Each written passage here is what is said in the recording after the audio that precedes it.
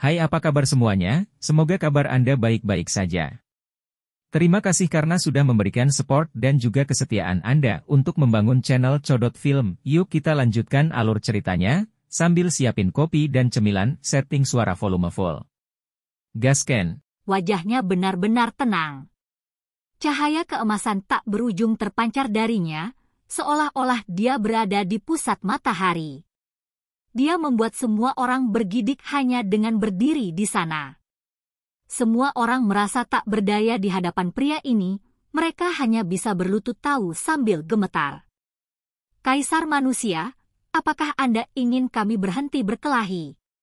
Tanya pria berambut hijau saat dia terlibat dalam pertempuran dengan kakek 15. Pertempuran menjadi semakin sengit. Darah berceceran di sekujur tubuhnya, dan gerakannya tidak tampak semulus sebelumnya. Kakek 15, bagaimanapun, tidak dalam kondisi yang lebih baik. Dia telah bertemu lawannya, dan saat ini menderita luka yang tampak mengerikan. Pakaiannya berlumuran darah, dan luka-lukanya tampak parah. Itu agak mengkhawatirkan. Pakar dari Danau Roh Iblis, kamu telah melewati batas. Anda seharusnya tidak berada di sini di ibu kota saya, kata Kaisar Manusia. Semua orang tercengang. Danau Roh Iblis adalah tempat yang sama tangguhnya dengan pegunungan ilahi kuno, dan keduanya dihuni oleh burung dewa dan binatang buas berdarah murni. Hanya tubuh spiritual yang hancur yang ada di sini. Tubuh asli saya tidak ada di sini, jadi pernyataan itu tidak sepenuhnya benar. Semua orang menjadi terdiam. Itu hanya tubuh yang hancur, namun masih bisa bertarung dengan kakek 15 seperti ini. Seberapa menakutkan tubuh aslinya saat itu? Jelas bahwa begitu dia muncul, dia akan mengungkapkan kekuatan yang mengguncang dunia. Pergi, kalau begitu. Kaisar manusia berbicara dengan cara yang sangat berwibawa. Dia telah berkompetisi dalam perebutan kekuasaan ketika dia masih muda, dan saat itu, dia memang memiliki saingan. Namun, ketika dia benar-benar menjadi kaisar manusia, dia jauh melampaui orang lain. Saingan-saingan itu di masa lalu ditakdirkan untuk dilupakan. Memaafkannya bukan tidak mungkin, tetapi dia harus menyatakan kesalahannya dan dikeluarkan dari Martial Imperial Manor, kata pria berambut hijau itu. Dia adalah seseorang yang diundang oleh Xi Ziteng, jadi dia secara alami harus mengungkapkan posisinya. Orang luar bahkan berani memberi perintah? Siapa kamu?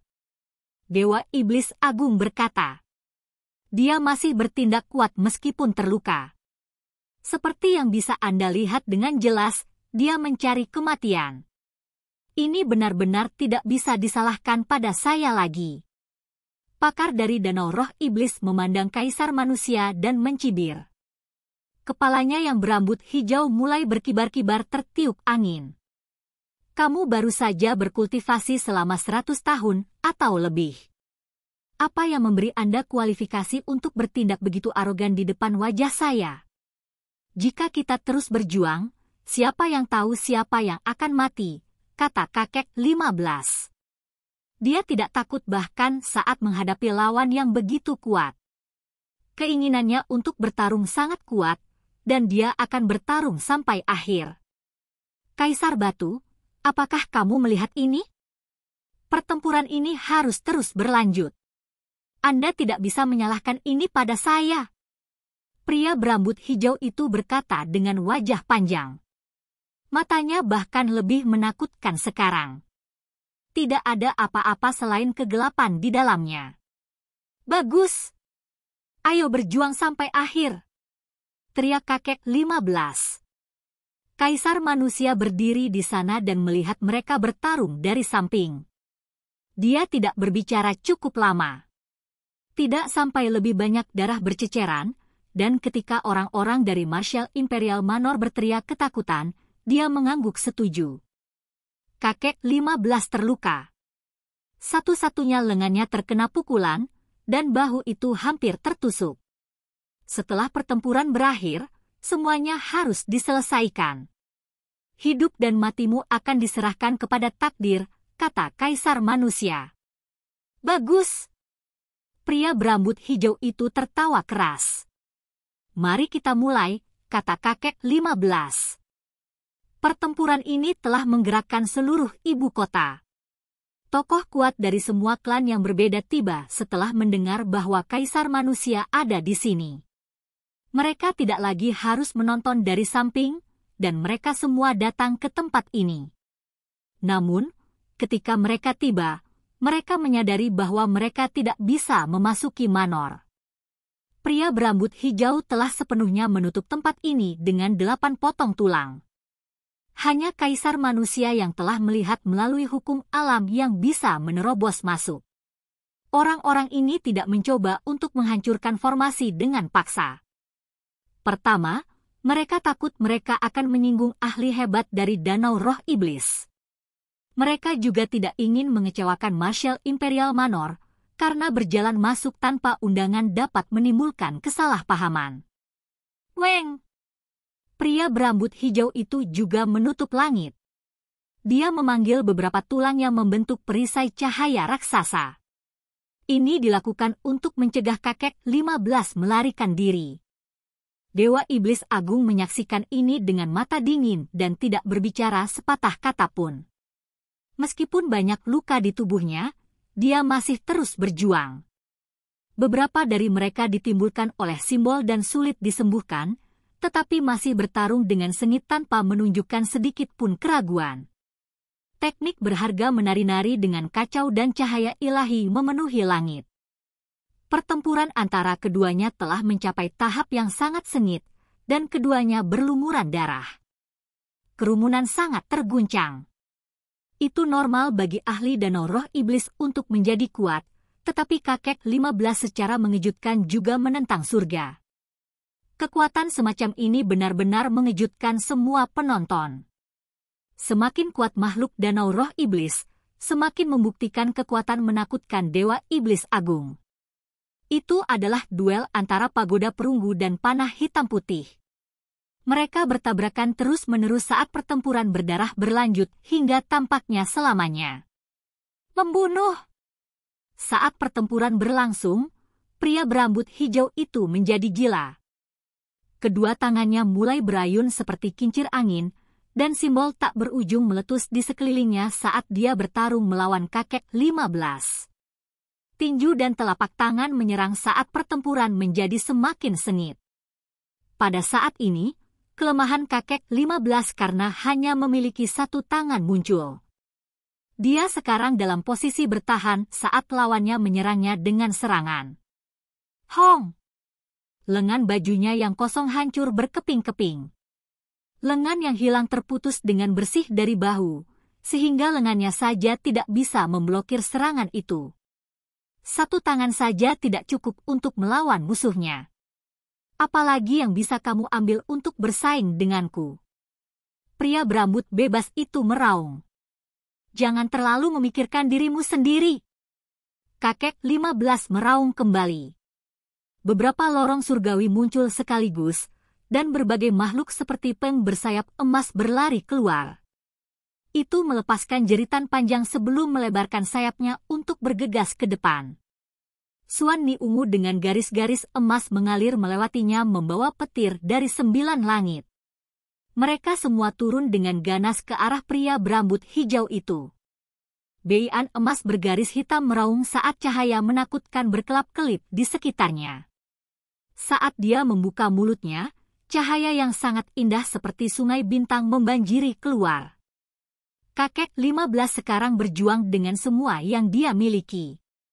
Beberapa tubuh rohnya semuanya bergerak untuk menyerang pria berambut hijau secara bersamaan dengan tegas. Kudengar lenganmu dimakan oleh pisin. Sisanya adalah milikku. Setelah menjadi gila, suara pria berambut hijau itu menjadi lebih keras, karena dia benar-benar marah sekarang. Pada awalnya, dia berpikir bahwa dia dapat dengan mudah menyingkirkan kakek 15, tetapi dia tidak berpikir bahwa mereka akan bertarung sampai sekarang. Hal-hal menjadi lebih dan lebih sulit. Mereka berdua bertarung tanpa mempedulikan hidup dan mati. Darah tumpah dari waktu ke waktu saat mereka bertarung dengan sengit. Setelah tubuh roh besar kakek 15 muncul, pria berambut hijau itu merasa sulit untuk membela diri. Dadanya hampir ditusuk. Hong! Kekuatan kakek 15 sangat luar biasa. Kakinya dengan ganas menabrak keluar, menabrak tubuh pihak lawan. Suara besar dilepaskan saat sejumlah besar simbol meletus. Pria berambut hijau itu terluka parah oleh tendangan itu. Darah hitam menetes ke mulutnya, dan setelah itu, seteguk besar darah menyembur keluar. Serangan terakhir itu telah menimbulkan kerusakan serius padanya. Kamu meminta kematian. Dia tidak lagi mampu untuk tetap tenang. Pada awalnya, dia tampak agak ilusi dan tidak berwujud, tetapi sekarang, niat membunuhnya mengalir keluar. 10 bintang muncul di dalam pupilnya yang kosong, melepaskan teknik berharga yang menakutkan. Kakek 15 melawan dengan sengit. Semua tubuh rohnya yang besar bergerak maju untuk mengelilinginya. Membunuh! Tiba-tiba, udara kosong bergetar dengan suara weng-weng, mengejutkan semua orang. Pria berambut hijau yang marah itu menggunakan semua kekuatannya, meniru bentuk aslinya dengan tubuh roh ini. Tekanan dari kekuatan iblis sangat menakutkan. Air terjun mulai muncul di langit satu demi satu, terjalin menjadi jaring. Itu memaksa kakek 15 untuk menghindar. Simbol dikemas padat saat kilat menyambar dan guntur bergemuruh. Adegan itu sangat kejam. Sebenarnya, itu sama sekali bukan sungai asli, melainkan garis-garis sutra. Seekor laba-laba besar muncul tepat di tempat pria berambut hijau itu berada. Rambut hijau runcing seperti jarum baja menutupi tubuh raksasa itu. Panjangnya 10 zang, dan air terjun perak adalah sutra yang dikeluarkan darinya. Matanya yang hitam legam tampak seperti 2 lubang hitam. Mereka sekarang bahkan lebih menakutkan dari sebelumnya, siap melahap jiwa orang. Sutra yang diludahkannya terus-menerus meletus dengan kilat.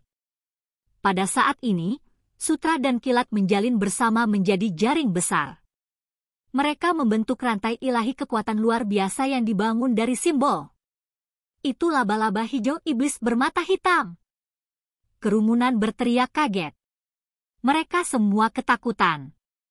Itu adalah laba-laba iblis kuno yang bentuk aslinya pasti lebih kuat daripada raja bangsawan. Tubuh rohnya tiba di sini setelah menderita melalui kesengsaraan, namun masih bisa mengerahkan kekuatan seperti itu. Tampilan kekuatan ini pasti cukup untuk mengguncang dunia. Pergi ke neraka!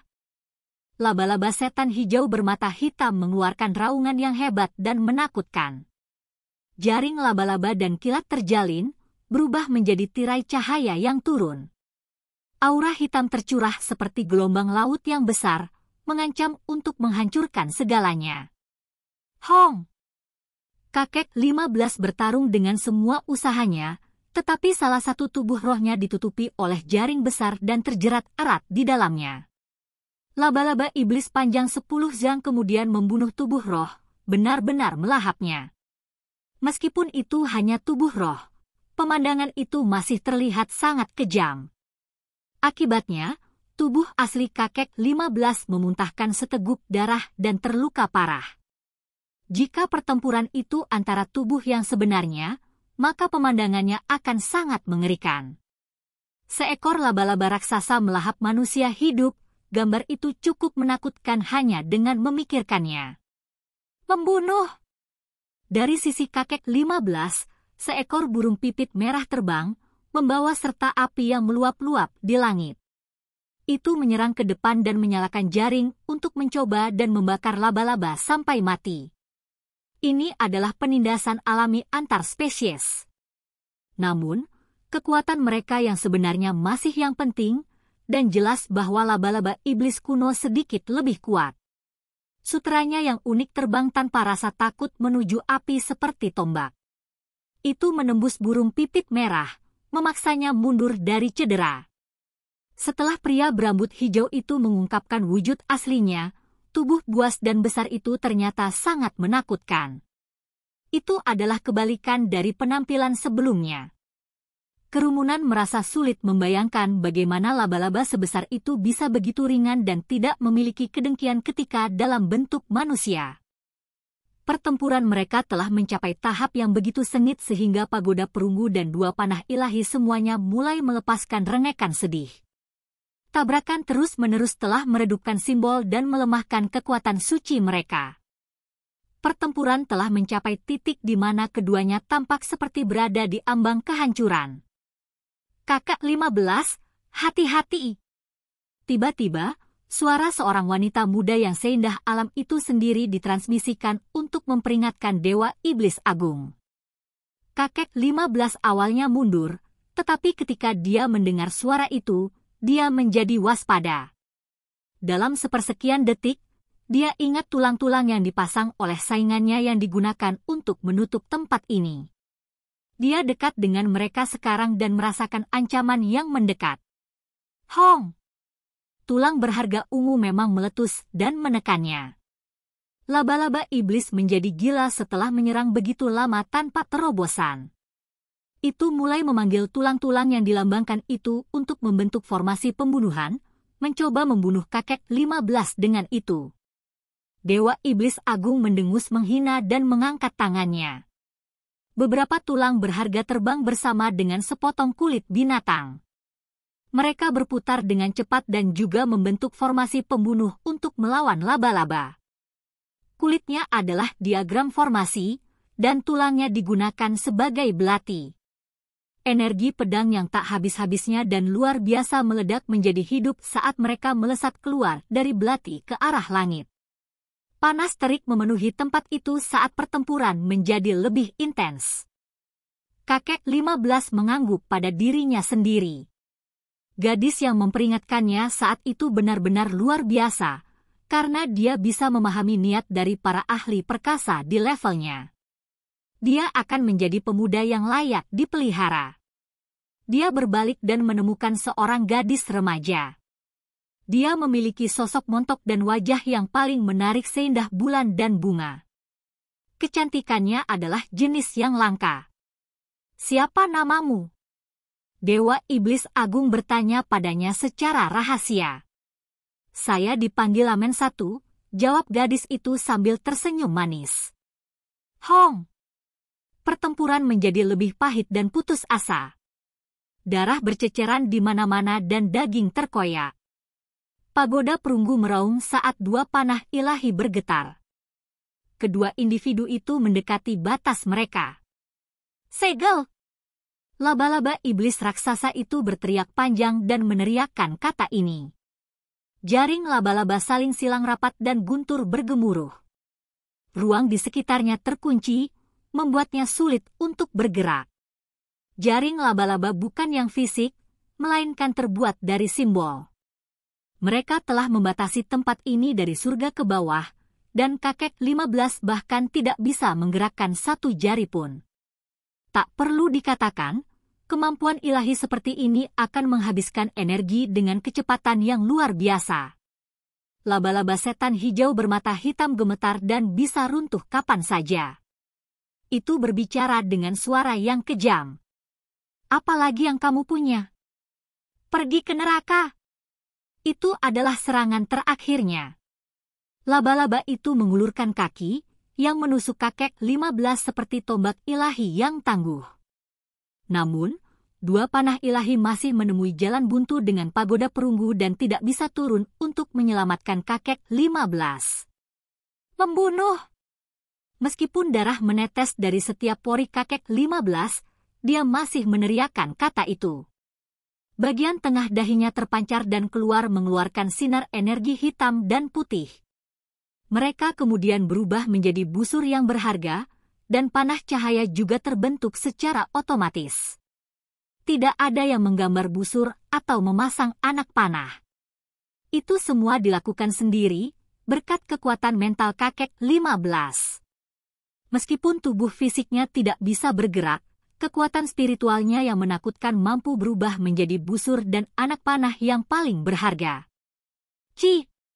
Cahaya ilahi terbang mendekat dan laba-laba iblis kuno berteriak. Kaki laba-laba berhenti di udara dan gagal menembus tubuh di depannya. Panah ilahi spiritual jauh lebih cepat daripada gerakan fisik. Itu melampaui segalanya saat panah menembus kepala laba-laba iblis. Tubuh roh telah mati dengan kematian yang menyedihkan. Dewa iblis hebat bisa bergerak sekarang. Dia mendekati laba-laba dengan satu garis dan memenggal kepalanya dengan suara Ci. Memegang kepala di tangannya, keperkasaannya yang tak terkalahkan masih terbukti tak tertandingi. Itu akhirnya berakhir. Pertempuran di ibu kota telah berakhir. 1A adalah istilah sayang. Oke guys, jangan lupa like, comment, share, and subscribe di channel Codot Film. See you next video, peace out and bye-bye.